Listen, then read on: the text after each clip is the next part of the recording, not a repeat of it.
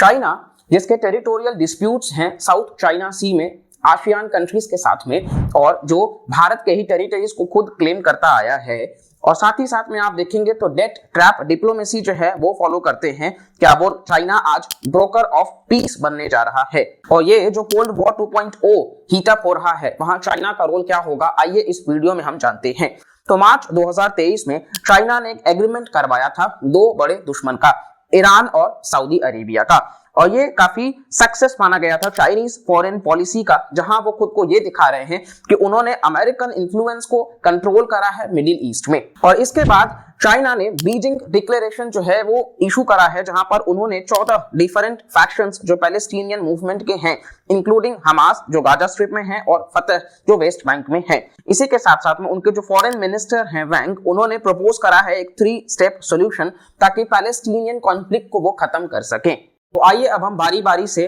3 step solution को समझते हैं। सबसे पहला है इंप्लीमेंट करना comprehensive cease fire Gaza strip में एज सून एज पॉसिबल, और ह्यूमैनिटेरियन असिस्टेंस प्रोवाइड करना, यानी कि इजराइल और पैलेस्टाइन के बीच में सीज फायर हो जिस तरीके से भारत और पाकिस्तान के बीच में है। सेकेंड पॉइंट है upholding the principle of Palestinians governing Palestine, और थर्ड है 2 स्टेट सॉल्यूशन। अब ये डिक्लेरेशन शायद पेपर पर ही रह जाए क्योंकि इसके सेवरल रीजंस हैं। सबसे पहला है कि सभी ग्रुप को पैलेस्टाइन लिबरेशन ऑर्गेनाइजेशन के दायरे में रखना इतना भी आसान नहीं है, क्योंकि पीएलओ इकलौता रिप्रेजेंटेटिव नहीं है पैलेस्टीनियन लोगों का। इसके पहले भी प्रयास किया गया है इजिप्ट के द्वारा साल 2011 में और अल्जीरिया के द्वारा साल 2022 में, लेकिन दोनों फेल रहे हैं। सेकेंड पॉइंट है कि यूएसए और इजराइल दोनों ही हमास को एक टेररिस्ट ऑर्गेनाइजेशन मानते हैं और वो रिजेक्ट करते हैं ऐसे किसी भी प्रपोजल का।